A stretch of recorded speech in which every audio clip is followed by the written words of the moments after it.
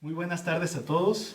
Les doy la bienvenida aquí al Museo del Barro, al Auditorio Sor Juana Inés de la Cruz, donde una vez más y como cada lunes vamos a conocer y explorar y a disfrutar sobre todo una de las obras o algunas de las obras más relevantes de la historia universal de la literatura.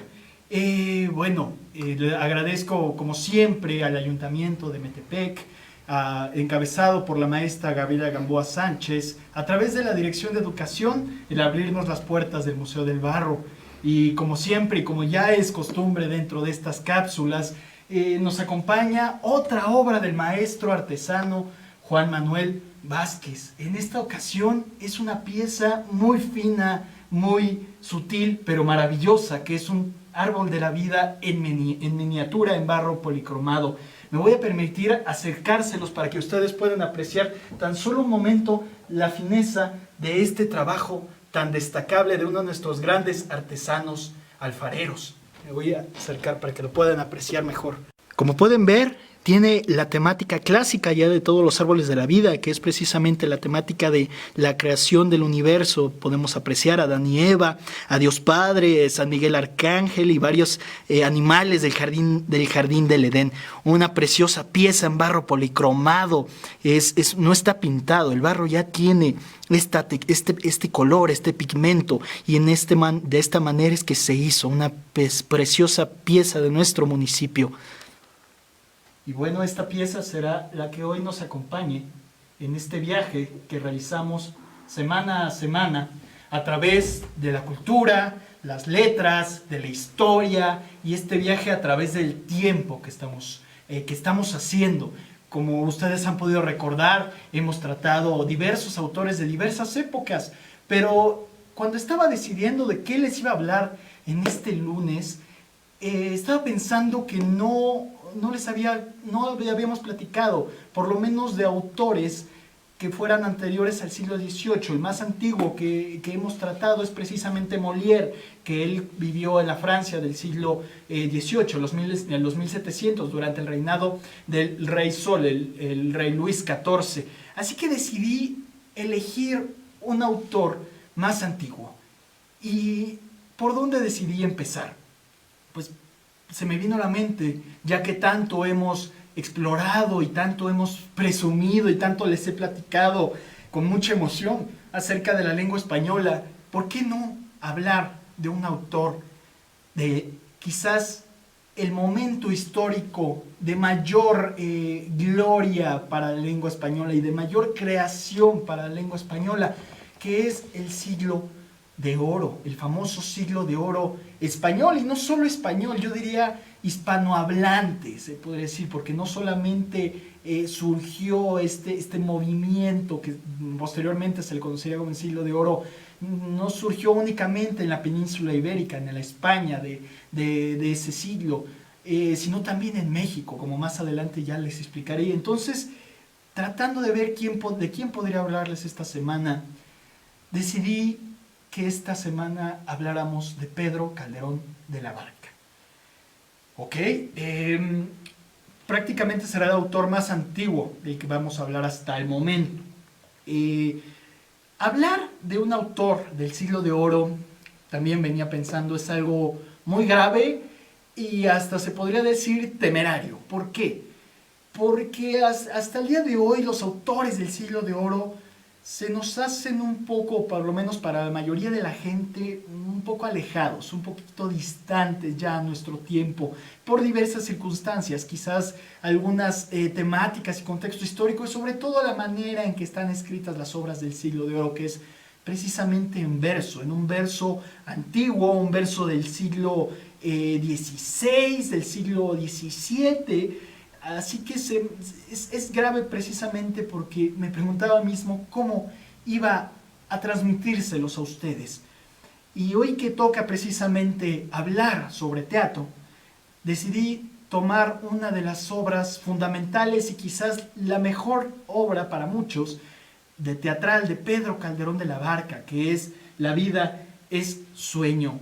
Antes de empezar con precisamente la vida y la obra de Pedro Calderón de la Barca, de contarles quién es este autor, cuál fue su contexto, por qué La vida y sueño es de las obras fundamentales, no solo del Siglo de Oro, sino también de toda la lengua española y de toda la historia de Hispanoamérica.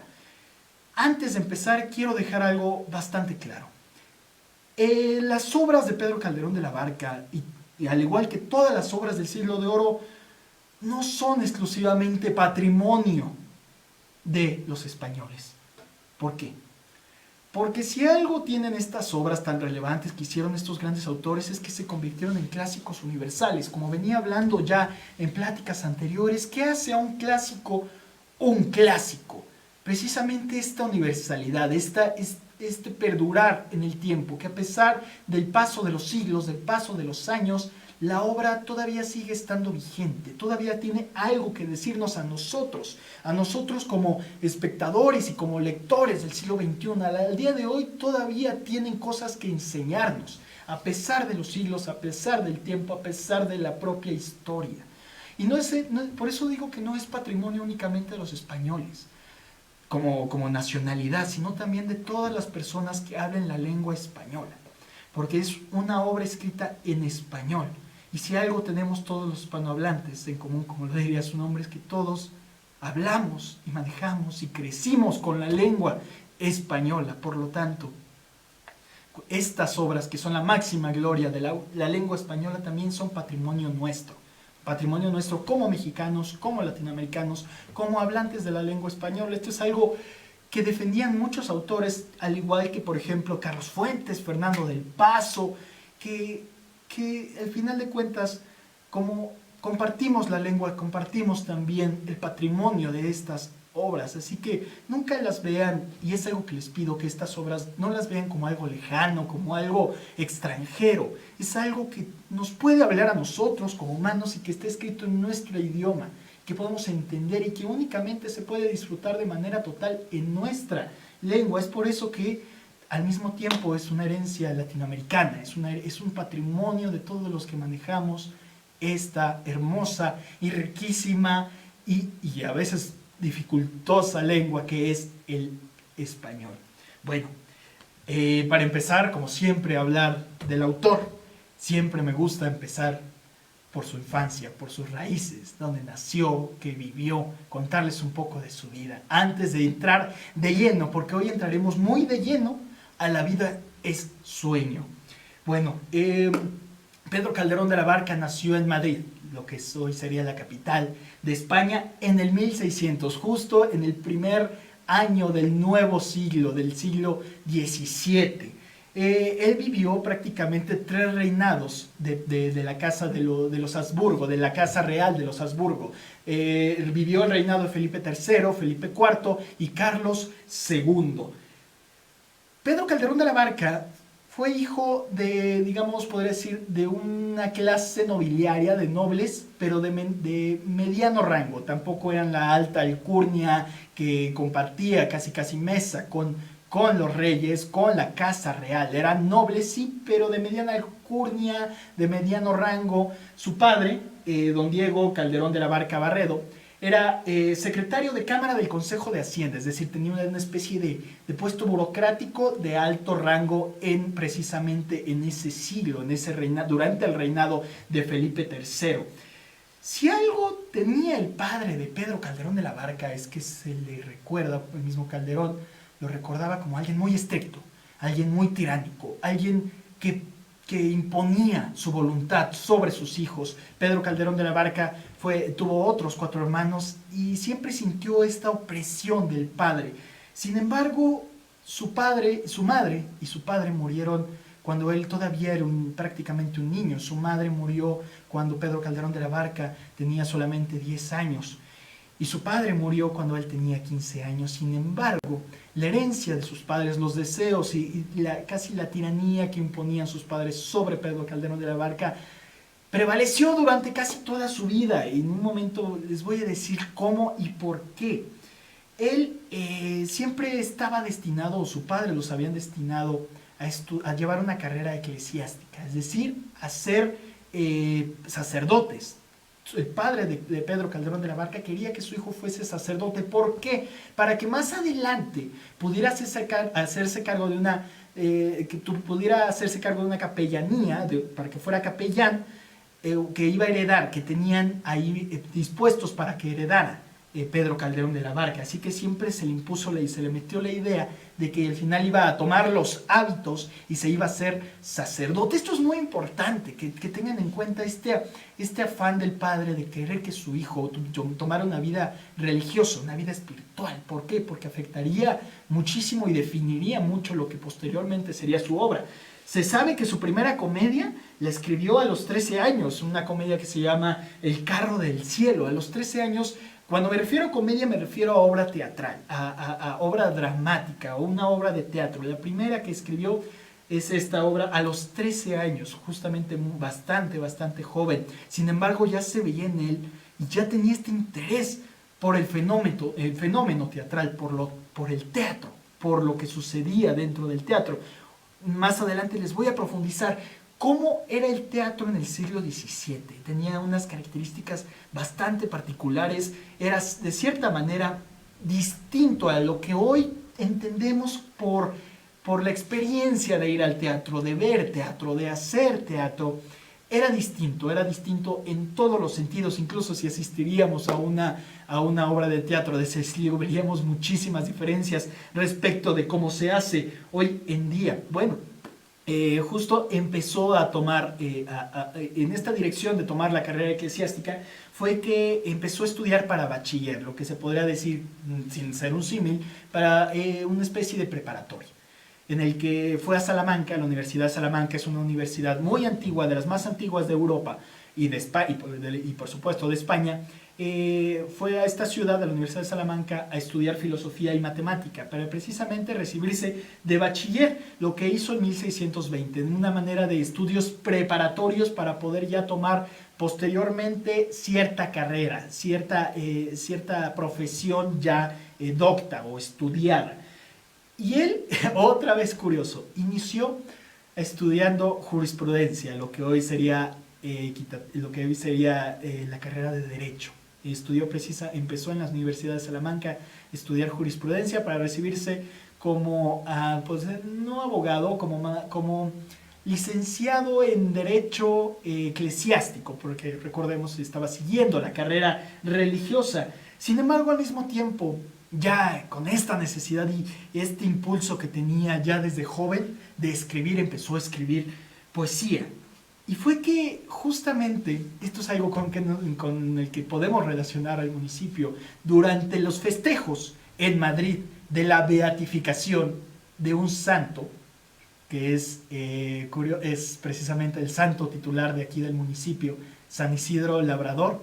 En los festejos que hubo en Madrid, cuando se le beatificó, un paso previo, como ustedes saben, no es un paso previo a ser santo, todavía no se le hacía santo, se organizaron una especie de juegos florales. ¿A qué me refiero con juegos florales? Es decir, juegos poéticos, en el que hubo un concurso de poesía, de escritura de poesía, en el que Pedro Calderón de la Barca ganó, y ya se empezó a hacer de cierta fama desde ese momento. Ganó estos juegos florales que se realizaron durante la beatificación de San Isidro Labrador. Incluso sus poemas, o el poema con el que concursó, recibió un elogio de nada más y nada menos que Lope de Vega. Lope de Vega, más adelante les explicaré quién era. Era una de las grandes glorias, o más bien de los dramaturgos ya reconocidos y poetas de ese siglo. Ya era una persona ya un poquito mayor, pero ya era alguien que era bastante reconocido en la España de 1620.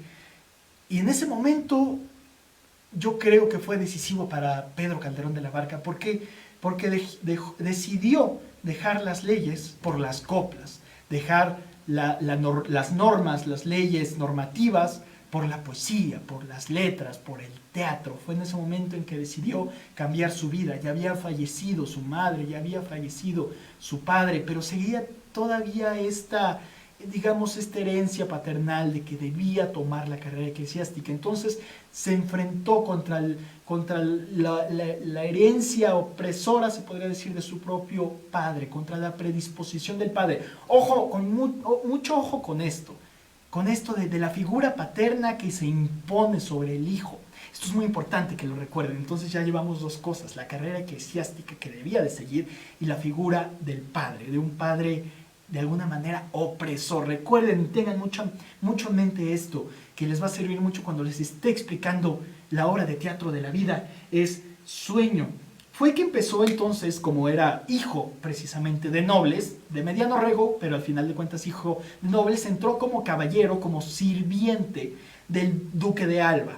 Entonces fue que estuvo varios años sirviéndole, y en 1625 fue que decidió tomar la profesión militar. Sí, Pedro Calderón de la Barca llegó a ir a la guerra varias veces. De hecho fue a guerras en Italia y en Flandes. Pero al mismo tiempo que iba a luchar, que las primeras guerras no le trajeron muchas glorias, aunque las luchó de manera bastante valiente, no le trajeron mucha gloria, que es precisamente algo muy importante cuando se iba a luchar, el honor y la gloria que te daba ir a las guerras, a defender tu nación, a defender tu tierra. Pero al mismo tiempo que estaba guerreando, seguía escribiendo, nunca dejó de escribir. Entonces tenía esta cuestión de ser soldado y ser escritor. Y a partir de que los Juegos Florales que ganó, de este concurso de poesía que ella ganó, fue que la gente y las cortes y los carros de comedias, voy a explicar más adelante qué es un carro de comedias, ya le estaban empezando a pedir obras teatrales, comedias, trabajos literarios, que les escribiera para conmemorar cualquier cosa, para ponerlo, para montarlo, pero ya se estaba haciendo de un nombre. Entonces era soldado y dramaturgo y escritor y poeta al mismo tiempo. Para 1630 ya había adquirido bastante fama, bastante éxito, y no solamente en la corte, porque había obras de teatro cortesanas que se presentaban precisamente dentro de los ámbitos nobiliarios, dentro de los ámbitos de la casa real, pero también ya era exitoso con el pueblo, es decir, con la gente que iba normalmente como entretenimiento, como divertimento, a ver obras de teatro. Entonces ya ya era conocido en ambos ámbitos y era apreciado sobre todo en ambos ámbitos. Incluso llegó a ser una especie de cronista y cómico oficial de la casa real, es decir, de la familia del rey. Tuvo un contacto ya directo con los reyes. De hecho fue ampliamente apreciado por Felipe IV y por Carlos II, ya prácticamente lo llamaban para que hiciera sus obras de teatro que se presentaban en la corte.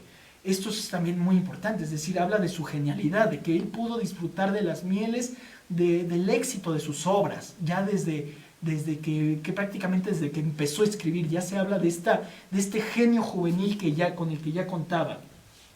Sin embargo, nunca dejó la voluntad, nunca dejó o de lado la voluntad paterna que siempre traía a cuestas y que siempre traía en su vida.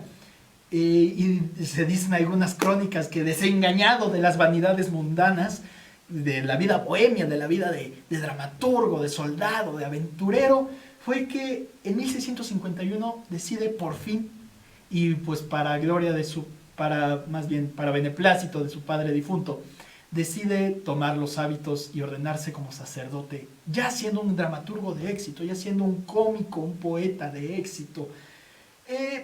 Él ya tomó los hábitos como tal, pero precisamente esta fama, este éxito, este aprecio que ya tenía desde ambos ámbitos, tanto de la corte como del pueblo, le trajeron varios privilegios. Tuvo una vida bastante acomodada, se podría decir. No sufrió totalmente de carencias, incluso ya siendo sacerdote se le proveyó de una renta, se le dio la capellanía precisamente a la que estaba destinado, e incluso se le dio una capellanía mayor de una casa real, es decir, los mismos reyes le otorgaron una capellanía. Fue capellán mayor de la congregación de San Pedro en Madrid, y fue en este momento en que empezó a escribir sus obras. Nunca dejó la escritura, nunca dejó de escribir obras de teatro, pero cuando se recibió de padre, cambió sus obras de teatro y empezó a escribir algo que se conoce como autos sacramentales. Sobre todo para las festividades de Corpus, que es cuando se presentaban los autos sacramentales. Más adelante vamos a ahondar en lo que es un auto sacramental, que sí, es una obra de teatro, pero con características muy específicas. Incluso 37 años de su vida, a partir de que se ordenó como sacerdote, se dedicó solamente a escribir autos sacramentales. Ahora vamos a ahondar un poco en lo que es el siglo de oro, para que nos conozcan a qué nos referimos cuando nos referimos a siglo de oro. Para empezar, el siglo de oro español, porque sí, podría decirse que inició en España, bueno, en Castilla. Primero que nada, no es un siglo. Es decir, no es un periodo o un rango de 100 años. No correspondió a 100 años. Algunos autores, incluso hay cierto debate en definir cuándo es que empezó y cuándo es que terminó el siglo de oro. Se tiene muy definido quién perteneció al siglo de oro, pero todavía hay un debate para saber en qué momento oficialmente inicia el siglo de oro. Recordemos que a veces muchos de los nombres de los movimientos literarios o artísticos se ponen tiempo después de que estos surgen, es decir, a una época específica. Ya en el futuro se le identifica como ilustración, o se le identifica como romanticismo, se le identifica como realismo, se le identifica como siglo de oro. Esto es lo que pasó también dentro del siglo de oro. El siglo de oro tuvo se podría decir que es un momento de mayor gloria en las artes españolas, en las artes hispanoamericanas, es decir, cuando más se generaron obras literarias, y no solamente obras literarias, sino también música, pintura, arquitectura y en diversas ramas. Aquí, de hecho, un pintor tan famoso como Diego de Velázquez se le identifica dentro de estos periodos del siglo de oro, el gran pintor que también revolucionó en una de sus pinturas, que es Las Meninas, la manera en que se podía ver arte. Si no la conocen, por favor, les pido que busquen Las Meninas, que tiene una cuestión muy particular. Es como romper la cuarta pared dentro del arte, algo bastante innovador, pero bueno, eso es otra historia. Pero sobre todo el siglo de oro se destacó por todo lo que se generó en dos cuestiones, en poesía y en teatro. Algunos autores que podemos identificar dentro del siglo de oro, seguro para ustedes muy conocidos, o algunos por conocer, podemos nombrar a Francisco de Quevedo, a Luis de Góngora, a Miguel de Cervantes y Saavedra, sí, al Manco de Lepanto, a nuestro gran Cervantes, a Lope de Vega, por supuesto, a Tirso de Molina, a Garcilaso de la Vega, a Santa Teresa de Jesús, sí, Santa Teresa de Ávila precisamente, o de Jesús, la santa, que posteriormente se le hacía santa. También se le identifica dentro de este siglo, porque también escribió muchísimas obras escolásticas, obras religiosas. San Juan de la Cruz, a Bernardo de Balbuena, que escribió algo sobre México en su tiempo, bueno, sobre la Nueva España.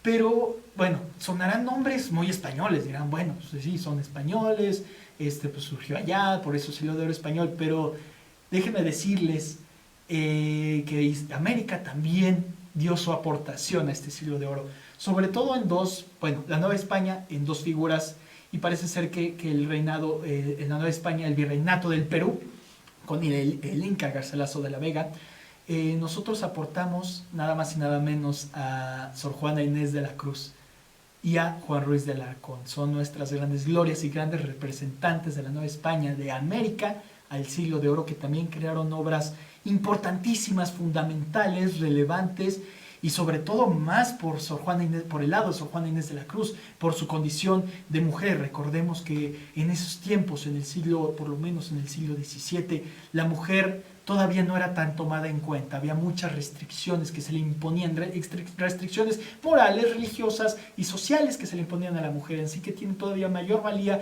la figura de Sor Juana, que siendo una mujer en la Nueva España y sobre todo monja, pudo haber creado obras tan relevantes y obras que trascienden y que no solo nombran auditorios como sino que son parte fundamental de nuestra cultura mexicana y que, pues, orgullo de nuestra nación hoy en día. Bueno, eso es lo que es el siglo de oro, lo que identificamos. Algunas personas lo identifican, como ya les había mencionado, que empezó en 1492. ¿Qué pasó en 1492? Dos hechos importantísimos para el reino de Castilla, León, Aragón, para los reinos y para lo que posteriormente ya sería conocido como España.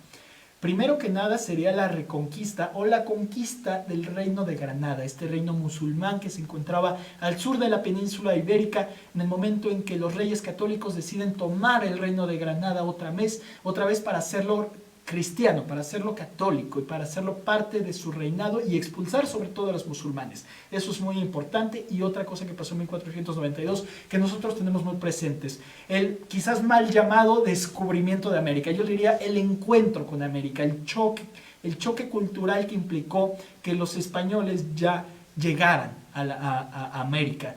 En ese momento es que muchos autores y muchos estudiosos del siglo de oro identifican como el inicio de este. Y el final, mucha gente lo identifica con 1659 por la firma del Tratado de los Pirineos, entre la paz entre Francia y España, pero hay otras personas que lo identifican en el fin del siglo de oro, 1681. Más adelante, y es algo que está muy relacionado con Pedro Calderón de la Barca. Más adelante les voy a decir qué pasó en 1681 y por qué hay gente que dicen que en ese momento acabó el siglo de oro. Bueno, la obra calderoniana. Él, como sabemos, se destaca sobre todo por sus obras dramáticas, por sus comedias, por sus obras de teatro, todas escritas en verso. Y esto es una gran gloria, pero también creo que de cierta manera ha venido, es una característica que nos ha alejado precisamente del siglo de oro, de las obras calderonianas, es decir, de Pedro Calderón de la Barca. Esta cuestión de que estén escritas en verso, cuando nosotros vemos algo que está escrito a manera de poesía, a manera de rima, con palabras exquisitas, palabras rimbombantes, palabras antiguas, lo primero que nosotros como personas, como gente, lectores y espectadores del siglo XXI, es un poquito de alejamiento, nos bloqueamos ante eso, nos bloqueamos ante el verso, nos bloqueamos ante lo que no podemos comprender de primera mano. Y eso es un error. Es un error porque si uno en verdad tiene la voluntad de entender las obras del siglo de oro, les aseguro y les prometo, les juro y les podría asegurar que van a terminarlo comprendiendo. Si lo leen o si lo ven en obras de teatro, no le tengan miedo al siglo de oro porque está escrito en verso y porque ustedes piensan que es incomprensible. No, acérquense y hagan el intento de acercarse a estas obras.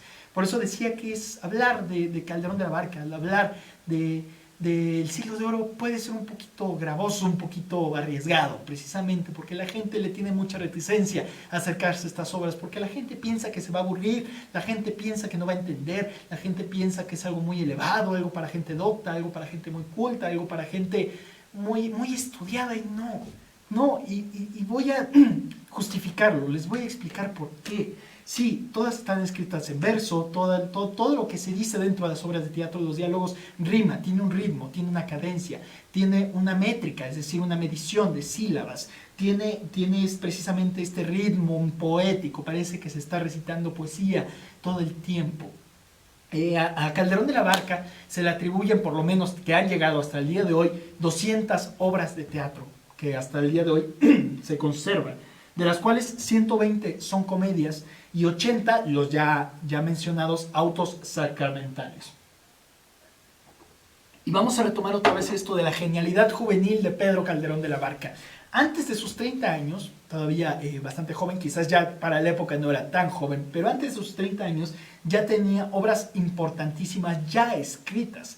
Recordemos que empezó a ya meterse de lleno dentro de la literatura hasta 1920, es decir, quizás en un lapso de 10 años ya tenía escritos obras como La Devoción de la Cruz, La Cisma de Inglaterra, La Casa de Dos Puertas, La Dama Duende, El Médico en su honra, El Príncipe Constante y La Vida es Sueño.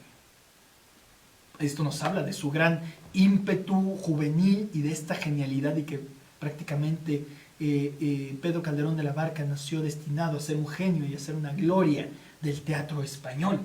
Incluso el mismo Wolfgang van Goethe, posteriormente, Goethe ya perteneció al siglo XIX, a la época de los románticos, apreciaba muchísimo la obra calderoniana, tanto que él mencionó que podría perderse toda, en sus palabras, podría perderse toda la poesía occidental y podría recuperarse a partir del Príncipe Constante. El Príncipe Constante es una de las obras teatrales, de las comedias de Pedro Calderón de la Barca, para que una figura como Wolfgang van Goethe, de Alemania germano, diga esto, que toda la poesía occidental se puede recuperar a partir de una obra de Pedro Calderón de la Barca. Ya nos habla de esta genialidad, de esta relevancia que tenía para la lengua española, y no solo eso, para toda la poesía occidental, es decir, toda la poesía que se creaba en Europa y bueno, y también en América nos incluye. Bueno, como había mencionado, muchas de sus obras teatrales se presentaban en dos lugares: dentro de la corte, dentro del ámbito nobiliario, el ámbito de la familia real, la casa real, con los nobles, estas personas de alto rango, que se les presentaba cierto tipo de obras. Pero también Calderón de la Barca destacó en algo: que sus obras se presentaban en lo que llamaban en ese tiempo los corrales de comedias. ¿Qué es un corral de comedias?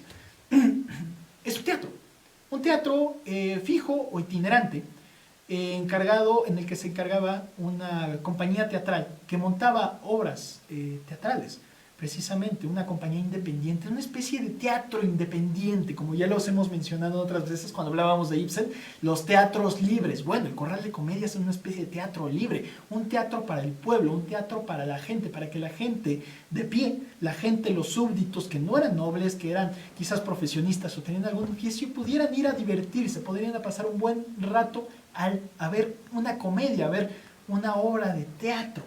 Estos corrales de comedias, como les había mencionado, si viajáramos en el tiempo y regresáramos a la España del siglo XVII, a Madrid, y fuéramos a ver y dijéramos, vamos a ver una comedia, un corral de comedias, veremos que es muy distinto, que se iba a un corral de comedias no con la solemnidad con la que vamos hoy en día al teatro, es decir, muy callados, muy respetuosos. Cuando vamos a ver una obra de teatro se apagan las luces, todos callados y tienen que estar atentos a la obra, y ningún... Ir a un corral de comedias en el siglo XVII era un ambiente festivo, un ambiente de charachero, un ambiente incluso de algarabía. Me imagino una especie de estadio de fútbol, es prácticamente la gente gritando, platicando, jugando, encontrándose entre unos a otros. Pues al final de cuentas a eso iban, a entretenerse, a divertirse, a ver algo entretenido. Por eso digo que era una especie de divertimento para el pueblo. Y sí, en estos corrales, Pedro Calderón de la Barca, con este verso tan gariboleado y con toda esta cuestión que a veces podemos ver tan complicada, estaba hecho también para la gente de ese tiempo, para el pueblo, para divertir al pueblo, para divertir a la gente normal, a la gente común que no eran nobles. Y era de gusto del público. Incluso se dice que al público le gustaba que de repente usaran palabras rimbombantes o un lenguaje complicado. ¿Por qué? Esto es muy curioso del ser humano. Cuando vamos a ver una película o una obra de teatro y vemos algún pensamiento o alguna reflexión compleja o alguna palabra compleja que logramos entender, nos da mucho orgullo, porque decimos, sí, yo entendí esta idea, entendí esta reflexión, entendí esta palabra, entiendo el sentido de esto, wow, me siento muy bien, me siento inteligente, me siento docto. Algo más o menos pasaba, pues, me siento más docto respecto a las personas que me están acompañando. Nosotros nos damos a la idea de que logramos entender algo que nuestros compañeros o nuestra gente que nos rodea no entendió. Eso nos da cierta satisfacción. Lo mismo pasaba en el siglo de oro, en los corrales de comedias, cuando la gente le gustaba que usaran este lenguaje complicado, porque si la gente lo lograba entender, se sentía complacida de que lo lograran entender. Es algo muy curioso.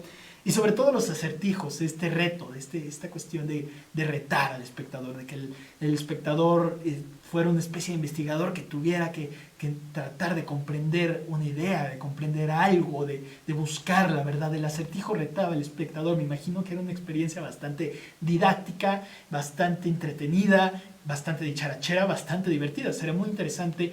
Hoy en día, de hecho, todavía en algunos lugares en España, incluso aquí en México, se sigue tratando de tomar este concepto del corral de comedias. Por ejemplo, la Compañía Nacional de Teatro de México, tan mencionada en otras ocasiones, tiene precisamente la estructura, o es dueña de la estructura de un corral de comedias que la llama la corrala del mitote, desde el nombre, del mitote. Cuando decimos mitotero, ser teatrero, ser mitotero, ser dramático. La corrala del mitote, que es una estructura a manera de corral de comedias donde precisamente la gente va al aire libre a ver una obra de teatro y en verdad es como un viaje en el tiempo. Les recomiendo que sigan a la Compañía Nacional del Teatro y cuando regrese o pongan o monten otra vez su corrala del Mitote, su corral de comedias, asistan. Ven que es una experiencia totalmente distinta a la manera tradicional o la manera ya contemporánea de ver teatro. Los invito a vivir también esta experiencia de ver las corralas de comedias. Pero la gente cuando iba, no iba a ver en sí, iba a verse a sí mismo, iba a ver su vida cotidiana. Eso ya es más del realismo. Tendrían que pasar muchísimos siglos para que pudiera salir esta o nacer esta corriente teatral ya con Henrik Ibsen, si lo recuerdan, en la corriente realista, a manera de espejo, a manera de ver la realidad. No. La gente cuando iba al teatro, por lo menos en el siglo XVII, iba a ver lo extraordinario, iba a ver lo teatral, lo exagerado, lo imposible, la fantasía, los reyes, iba a ver lo que nunca en su vida iba a poder ver, iba a ver lo que no era común. A eso también iban al teatro, lo no real. No iban a ver una obra real, una obra realista, no existía como tal un concepto de obra realista, de teatro realista, iban a ver algo fuera de lo común, historias nuevas. Pero para hablar del teatro del siglo de oro es fundamental hablar de un personaje que ya he mencionado, Lope de Vega. Lope de Vega es todavía es anterior, nació a mediados del siglo XVI, es decir, 1550 aproximadamente, y fue colega y contemporáneo de Pedro Calderón de la Barca, un poquito más grande, y por supuesto Lope de Vega ya reconocido anteriormente, antes de que surgiera Pedro Calderón de la Barca. Se podría decir que Pedro Calderón de la Barca es el heredero, del legado de Lope de Vega. Si algo destacó entre sus muchísimas también y muy prolíficas obras teatrales y muy divertidas obras teatrales que tiene Lope de Vega, es que creó una especie de manual, un manual para escribir obras de teatro, un manual para dramaturgos, una fórmula que él tituló El arte nuevo de hacer comedias. Es decir, él mismo creó un manual para escribir obras de teatro, para escribir una nueva forma de escribir obras de teatro, que tenía ciertas reglas muy específicas. Voy a mencionarles algunas cuantas. No, es todo un libro, es todo unos textos que escribió el mismo Lope de Vega. Por ejemplo, tenía esto de mezclar lo cómico y lo serio.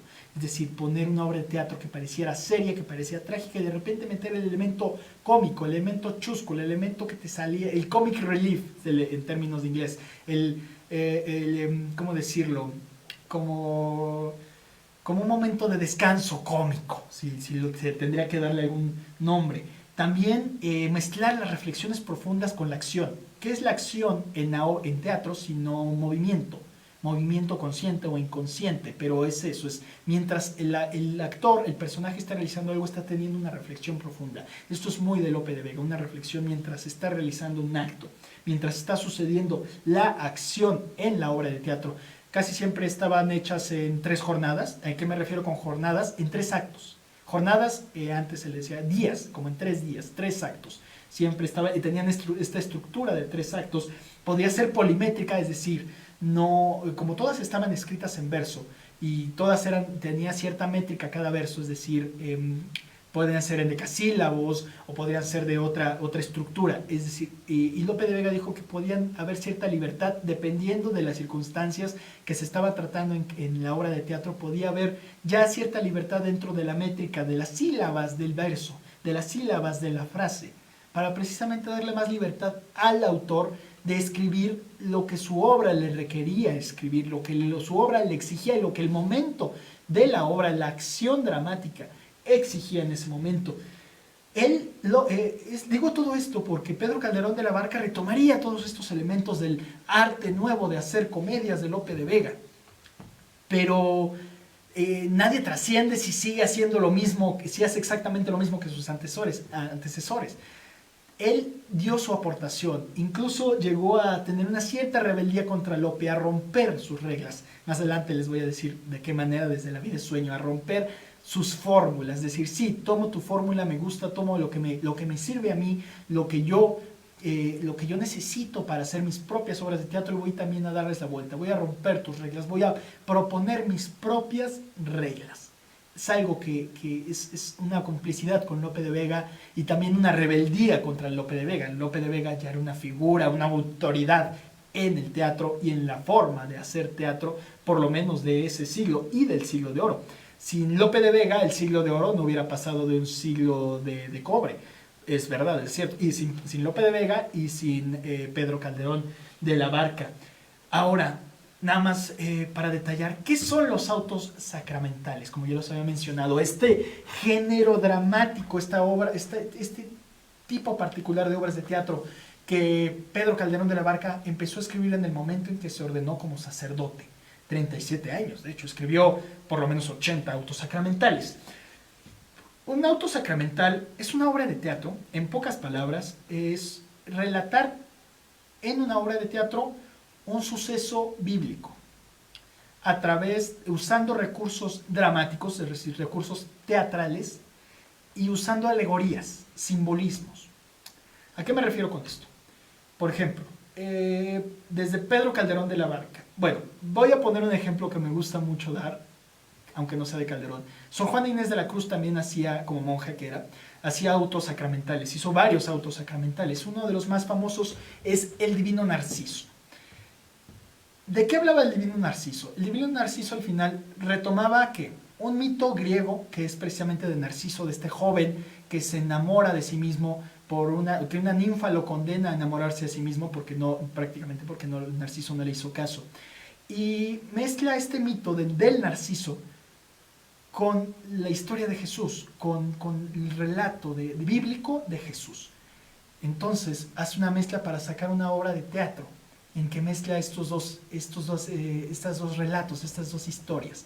El Divino Narciso, el hombre que se enamora de sí mismo, se enamora de su reflejo, y Jesús, que es el Divino Narciso, que se enamora de sí mismo, se enamora de su reflejo. Pero hay algo característico que puso Sor Juana. Jesús, siempre, en su obra del Divino Narciso, reconoció que Jesús vino a la tierra como hombre, como ser humano. En el momento que se enamora de sí mismo, se está enamorando de la humanidad. Entonces Él es el Jesús que deja todo para enamorarse y para entregarse totalmente a sí mismo, es decir, al humano, al ser humano. Wow, una idea bastante profunda, bastante elevada, bastante filosófica. Sobre todo, es este contenido filosófico que hace Sor Juana de la Cruz con el Divino Narciso y, por supuesto, otros autos sacramentales que ella escribió. Este es uno solo de ellos para ejemplificar. Pero es esto, mezclar dos mundos aparte, dos cuestiones que se parecieran tan distantes. ¿Pero por qué? Con fines sobre todo didácticos, para enseñar a la gente el dogma católico, el Jesús o la idea de Jesús entregándose o sacrificándose por la humanidad, o como lo hizo Pedro Calderón de la Barca, que él hizo bastantes, hizo 80, pero voy a destacar dos, que es el Gran Teatro del Mundo y un auto sacramental de la vida sueño. El Gran Teatro del Mundo trata sobre la creación del mundo, pero a través de algo muy particular. Es como si de repente Dios, como si fuera un dramaturgo, un escritor, dice, bueno, voy a montar una obra. Ok, voy a crear a un ser que se llame tierra, que se llame luz, que se llame bondad. Entonces empiezan a aparecer estos personajes que representan ideas incluso abstractas para hablarnos de la creación del mundo. Es decir, Dios como si fuera una especie de escritor de teatro. Por eso el Gran Teatro del Mundo, la creación del mundo, de la creación del hombre, la creación de Adán y Eva, como si fuera una obra de teatro. Este es, digamos, el argumento del auto sacramental del Gran Teatro del Mundo, para precisamente enseñar a la gente cómo fue la creación, por lo menos la creación bíblica del mundo, la creación bíblica de la existencia humana. Y otra que también retoma esto y la creación de la humanidad, pero ya enfocándolo más en la humanidad, que es La vida es sueño. Pero La vida es sueño no la que les voy a recomendar y que les vamos a tratar más adelante, sino reescribió La vida es sueño, pero para hablar de la creación del hombre y de cómo quedó tentado. Y los invito luego a buscarlos. Los autos sacramentales es algo bastante interesante, es una manera muy genial de ver cómo estos autores adaptaron el dogma católico, los relatos bíblicos, para escribir ellos mismos su propia visión filosófica, teológica de estos dogmas católicos. Mucha gente lo hizo, entre ellos Pedro Calderón de la Barca y nuestra misma Sor Juana Inés de la Cruz. Bueno, después de haber dicho todo esto, Pedro Calderón de la Barca escribió prácticamente de todas las temáticas. ¿A qué me refiero con temáticas? De todos los temas que estaban de moda en ese tiempo, en el teatro del siglo XVII. ¿En qué temas de moda estaban dentro del teatro? Primero, las comedias de capa y espada, es decir, estas comedias caballerescas donde está el héroe precisamente que tiene que luchar contra todas las adversidades para ganar el amor de su amada, que está cautiva por alguna fuerza maligna o por algún ser maligno. Ese es de alguna manera el argumento principal de las obras de las comedias de capa y espada. Un ejemplo de Pedro Calderón de la Barca es La Dama Duende. Otra, por ejemplo, es las comedias históricas de la historia española, es decir, que retoma un hecho real y lo reescribe o lo reconfigura para mostrárselo al público, para decirles esto fue así. El ejemplo yo creo más paradigmático de este tipo de comedias históricas de historia española es El alcalde de Zalamea, de Pedro Calderón de la Barca. Otra, por ejemplo, para hablar sobre las pasiones humanas y los celos, es decir, de seres que caen dentro de este torbellino de furia y de ira y de celos. Dos obras importantes de esta: El mayor monstruo del mundo, que particularmente a mí me gusta muchísimo, es de mis favoritas, y El médico en su honra, pero también las comedias sobre mitológicas, las comedias sobre mitología, es decir, tomar un hecho mitológico de la mitología griega, de la mitología babilónica, de culturas antiguas, de culturas ancestrales, para reescribirla y presentarla al público.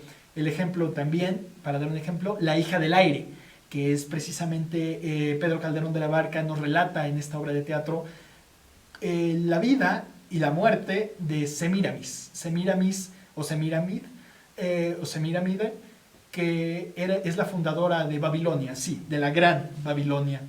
Pero también tenemos las comedias filosóficas, entre las que Pedro Calderón de la Barca mostraba su visión particular del mundo, de la realidad, con temas más profundos, con temas que llegaban más a ideas abstractas. Y entre ellas, yo creo que el mejor ejemplo que podemos dar de sus comedias filosóficas es La vida es sueño. No en Autosacramental. Recuerden, hay dos, La vida en sueño. La comedia filosófica, la comedia dramática que escribió primero, y ya posteriormente la reescritura de La vida de sueño en Autosacramental, para que podamos distinguir que existen dos distintas. Yo voy a hablar de la primera, de esta comedia filosófica. Se considera que es una obra fundamental del Siglo de Oro. Fundamental, que prácticamente es la bandera del Siglo de Oro. De estas obras del Siglo de Oro, junto con, digamos, otras obras de Lope de Vega y otras obras de Calderón, por supuesto, que hoy en día tiene fama mundial. Estoy casi seguro que ustedes han escuchado sobre la obra de Pedro Calderón de la Barca, La vida es sueño. Estoy casi seguro, porque tiene una fama universal. Es de las obras más representadas en el teatro actual, incluso. Es un reto para muchos directores, para muchos actores montar, y casi una necesidad, montar o retomar o regresar a La vida es sueño y dar su visión particular de esta obra de teatro, y de las obras también más editadas, es decir, más publicadas, incluso editadas ya en el siglo XVII, ya existe la imprenta, ya se podían leer las obras de teatro como si fueran libros, no solamente ir a asistir al corral de comedias para verlas, ya las podías leer. Por lo mismo se volvió un producto para lectura, es al mismo tiempo que una obra de teatro es una especie, no de novela, pero sí ya un producto para leer, destinado también a la lectura. Y como decía, le ha merecido un gran número de estudios, tesis, libros enteros, análisis, tesis de 2000 páginas, debates, mesas redondas, coloquios, soliloquios, charlas como estas. Le ha merecido un estudio muy, muy, muy definido y muy sesudo, se puede decir. La gente siempre regresa, los grandes estudiosos de la lengua española regresan a La vida es sueño, siguen buscando y rascándole cosas, y siguen encontrando cosas a La vida es sueño, y siguen analizando y estudiando esta obra. Bueno, ¿Por qué? ¿Qué tiene esta obra? Pues antes de irnos al argumento, a la anécdota, a la historia de la obra, porque recordemos es una obra de teatro, nos está contando una historia. ¿Pero qué tiene esta historia? Fue estrenada precisamente en 1636. Algunas personas dicen que no se ponen de acuerdo, que Pedro Calderón de la Barca le escribió o en 1635 y otros que defienden que le escribió el mismo año que le estrenó, en 1636. Las personas que defienden que le escribió en 1635 dicen, bueno, una obra tan monumental, este monumento de obra, esta obra tan pesada, tan relevante, pues por lo menos démosle más tiempo, vamos a decir que le escribió un año antes. No, hay gente que la defiende, que le escribió, que era tanta la genialidad de Pedro Calderón de la Barca, que pudo escribirlo el mismo año en que la estrenó.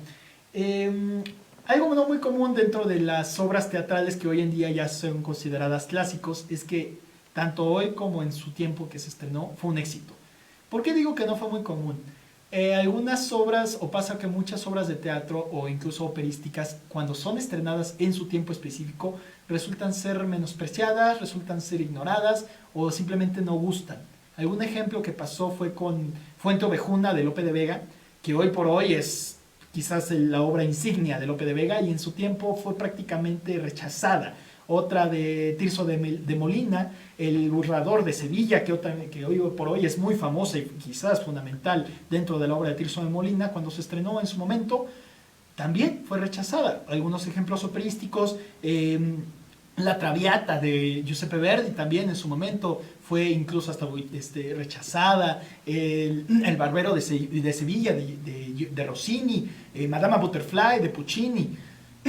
¿A qué me refiero con esto? Que no es común a veces que las obras de teatro o que ciertas obras operísticas o teatrales sean un éxito tanto en el momento de su estreno como hoy en día. Esta obra sí lo fue. En el momento que se estrenó fue un éxito total.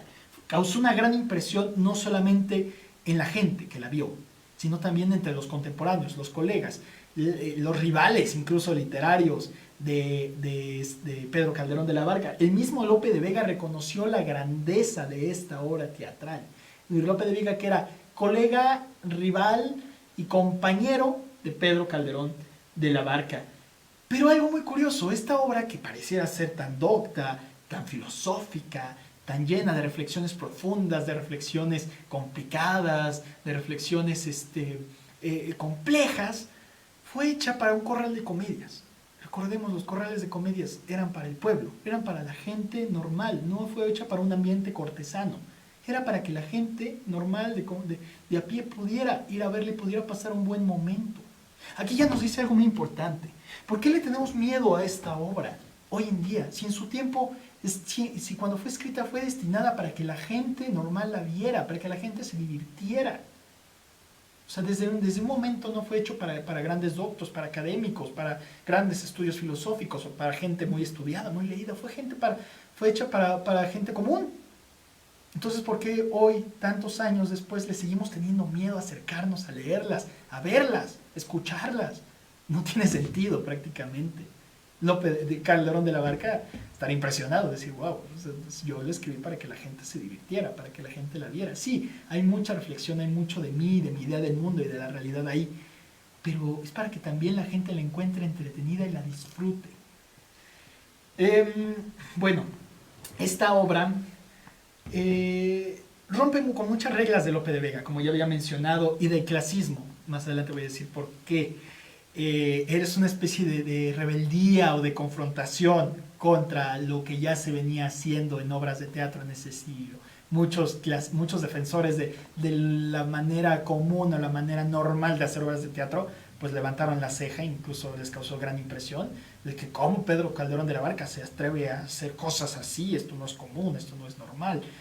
O sea, reconocían que era muy bueno, pero le sentían también como una afrenta. Es una especie de comedia híbrida. ¿Por qué? Es una combinación de géneros, no podríamos definir qué es algo.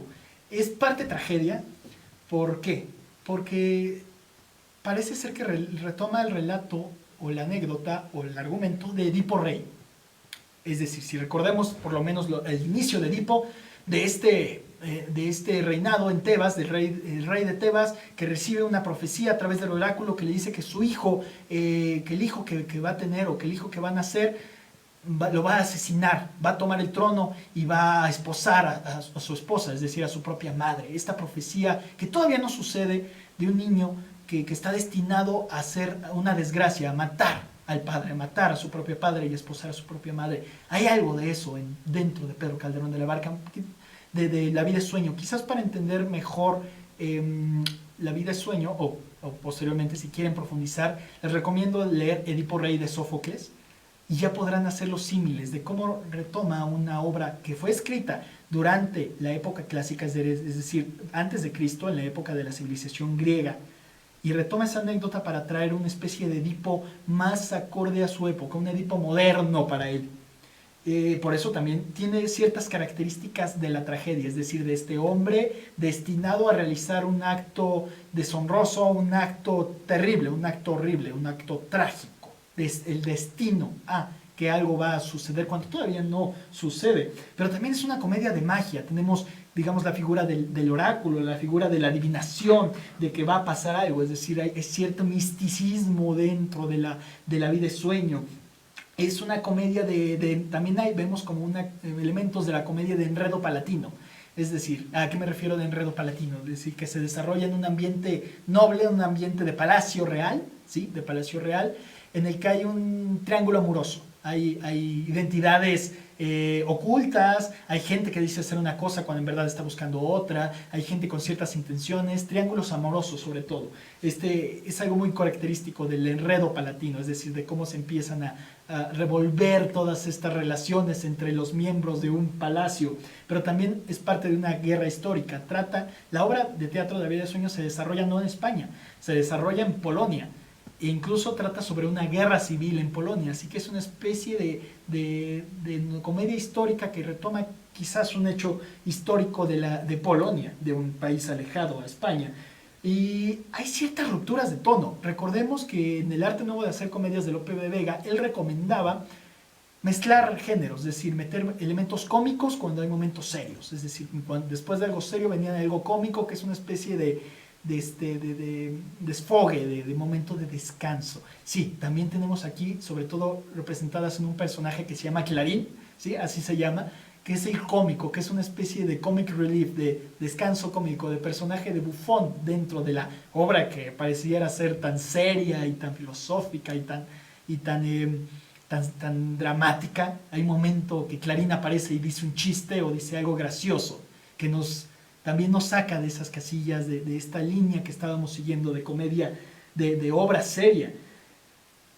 Bueno, el argumento, ¿de qué trata? Dice, ya Luis, ya cuéntanos de qué trata. Pero esto es muy importante que tengan muy en claro todo esto que les he venido diciendo, todo esto de la vida de Lope de Vega, de Pedro Calderón de la Barca, toda la herencia de Lope de Vega, todo el contexto, cuándo se estrenó, por qué se estrenó, algunas temáticas, para entender y que puedan ustedes disfrutar ya con el momento en que estén leyendo, puedan disfrutar mejor la obra.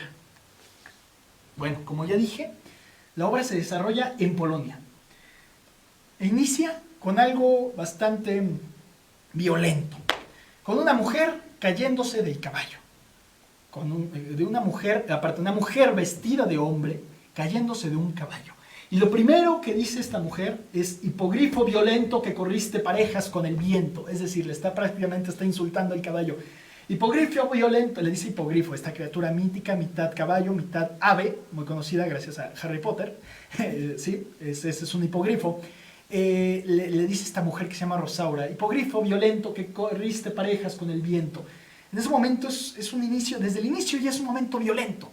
¿Por qué? ¿Por qué tenía que Pedro Calderón de la Barca, y no solamente lo hace en La vida de sueño, empezar con un momento violento? Recordemos que los corrales de comedias era una fiesta, era algarabía total. Entonces, el momento en que no era como ahora, que primera llamada, segunda llamada, tercera llamada, iniciamos, o se apagan las luces y se abre un talón. No había nada de eso. Para empezar la obra tenías que llamar la atención del espectador en el momento. ¿Con qué? Pues con algún recurso. Alguien cae, alguien huye, alguien escapa, alguien grita, alguien se cae del caballo. ¿Y qué no es caerse del caballo? Es un momento de descontrol. un momento en que pierdes las riendas de una situación. Entonces la obra empieza con una mujer vestida de hombre, aparte, que es algo que levantó varias cejas de algunos puritanos, cayéndose de un caballo. Pero esta obra, si algo tiene, es que está llena de símbolos. Tiene muchísimos símbolos, desde que empieza. Caerse del caballo, ¿qué implica? Sí, un descontrol, desorden, pero también una deshonra. Caerse del caballo es deshonroso. Y una mujer cayéndose de un caballo es una mujer deshonrada. Ya desde el momento en que Rosaura se cae del caballo ya nos está diciendo algo, que es una mujer deshonrada. Y sí, Rosaura empieza como una mujer que se dirige al reino de Polonia porque va a buscar a un hombre con el que tuvo una relación sexual, claramente, y que la abandonó. Entonces va en búsqueda de ese hombre para recuperar su honra, es decir, para obligarlo a casarse con ella. Así empieza la obra de teatro, pero se cae. Incluso aquí, desde la primera letra, ya es un reto, ya es una afrenta contra Lope de Vega. En su arte nuevo para hacer comedias de Lope de Vega, en este manual para hacer obras de teatro, decía que el que escribe obras de teatro debe de evitar ciertos vocablos exquisitos, y ponía como 5 palabras exquisitas que los teatreros, los escritores no debían de usar. Y una de estas palabras precisamente es la palabra hipogrifo. Ya desde el primer momento Pedro Calderón de la Barca está retando, está confrontando a Lope de Vega, diciendo esto es mío y esto es lo que yo propongo, y ya no voy a... Sí, retomo cuestiones tuyas, pero también te voy a enfrentar, te voy a confrontar. Pero momento, bueno, regresamos a la anécdota. Rosaura cae de caballo. ¿Pero dónde cae? Cae en una especie de torre, bueno, cerca de una torre, de una cárcel. Y no es casualidad que caiga ahí, porque en esa torre hay un hombre apresado, hay un hombre que está encadenado, que está totalmente aislado. Y fue que Rosaura se encuentra en ese momento, que se cae del caballo, de su caballo, junto con Clarín, o sea, con un hombre que le hace a manera de escudero, que la acompaña. Los dos se caen y caen en este lugar que es una torre, una cárcel, una prisión, donde hay un hombre. Y entonces, escondidos, escuchando al hombre, es que lo escuchan decir estas palabras.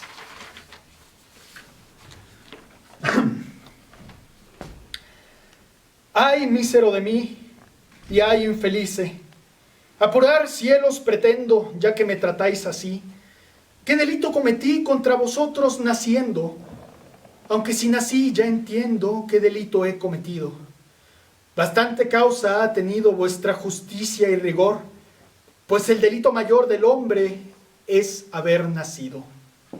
Solo quisiera saber para apurar mis desvelos, dejando a una parte cielos el delito de nacer, ¿qué más os pude ofender para castigarme más? ¿No nacieron los demás? Pues si los demás nacieron, ¿qué privilegios tuvieron que yo no gocé jamás? Nace el ave y con las galas que le dan belleza suma, apenas es flor de pluma o ramillete con alas, cuando las etéreas salas corta con velocidad, negándose a la piedad del nido que dejan en calma. Y teniendo yo más alma, ¿tengo menos libertad?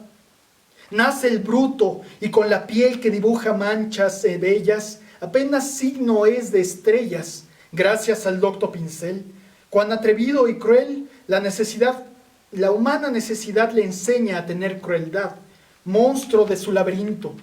Y yo, con mejor instinto, tengo menos libertad. Nace el pez que no respira, aborto de ovas y lamas, y apenas bajel de escamas sobre las ondas se mira, cuando a todas partes gira, midiendo la inmensidad de tanta capacidad como la del centro frío. Y yo, con más albedrío, tengo menos libertad. Nace el arroyo, culebra que entre flores se desata, y apenas sierpe de plata entre las flores se quiebra, cuando músico celebra de las flores de la piedad que le dan majestad del campo abierto a su vida. Y teniendo yo más vida, tengo menos libertad. En llegando a esta pasión un volcán, un Etna hecho, quisiera sacar del pecho pedazos del corazón. ¿Qué ley, justicia o razón, negar a los hombres sabe privilegios tan suave, excepción tan principal? ¿Qué Dios le ha dado a un cristal, a un pez, a un bruto y a un ave? Es decir, lo que sucede aquí es un hombre lamentándose de estar prisionado, de estar apresado. Un hombre que dice, ¿por qué? ¿Por qué yo siempre he estado aquí encerrado en estas cuatro paredes, encadenado? ¿Qué no nací o qué delito cometí? ¿Qué hice yo para merecer esto? Prácticamente es lo que dice, ¿qué hice yo para merecer esto? Si las aves que nacieron igual, que existen igual que yo, que vuelan, están ahí libres, que tienen, que son bestias y tienen más libertad que yo, los brutos, los ríos, todas estas personas, ¿por qué tendrían más libertad que yo? Bueno, vemos a este hombre apresado, lamentándose de su suerte. Pero ¿quién es este hombre que Rosaura encontró? Su nombre es Segismundo. ¿Y quién es Segismundo? Más adelante veremos en la historia que Segismundo resulta ser el hijo de un rey, del rey de Polonia, del rey Basilio. Es decir, es un príncipe. ¿Pero por qué está apresado? Como Edipo Rey, resulta ser que cuando Segismundo nació, se le entregó una profecía al rey Basilio diciendo que su hijo iba a asesinarlo e iba a tomar por la fuerza el trono de Polonia. Entonces Basilio, espantado por esta profecía, decide en el momento que nace apartar a su hijo, encerrarlo, enclaustrarlo y tenerlo apresado. Es decir, toda la vida que lleva ya Segismundo vivida ha sido totalmente apresado, ha sido como un prisionero, encadenado. Es lo único que conoce, esas prisiones, esa cárcel. Precisamente en esta búsqueda del rey Basilio de evitar que se cumpla la profecía, es decir, de tratar de evitar el destino que ya los astros y ya las estrellas le habían predispuesto a su hijo, a Segismundo. Y bueno, como les había dicho, hablar de la vida de sueño es bastante grave. Es por eso que el día de hoy esta plática se va a dividir en dos partes. Este es el fin de la primera parte. El próximo lunes nos vemos para seguir explorando La vida es sueño. Es una obra que amerita 2 sesiones y amerita muchísimas más horas. Espero verlos la próxima semana, el lunes de la próxima semana, para que sigamos platicando de La vida es sueño. Tomen en cuenta esto, regresen el video, anoten estas cuestiones, anoten esta obra. Incluso les voy a adelantar el link para que ustedes vayan viendo la obra, para que lo vayan descubriendo, para que más adelante, en la siguiente sesión, podamos hablar más de ello y profundizar de sus temas. Vamos a hacer una recapitulación la próxima semana, no se preocupen, un poco para retomar en manera breve todo lo ya dicho. Pero La vida es sueño, la gran obra de la lengua española, lo amerita. Y Pedro Calderón de la Barca lo amerita. Me despido de ustedes y esperemos vernos el próximo lunes. Agradezco al Ayuntamiento de Metepec, a la Dirección de Educación y a la maestra Gabriela Gamboa Sánchez el permitirnos venir a hablarles aquí a ustedes de La vida es sueño. Muchas gracias.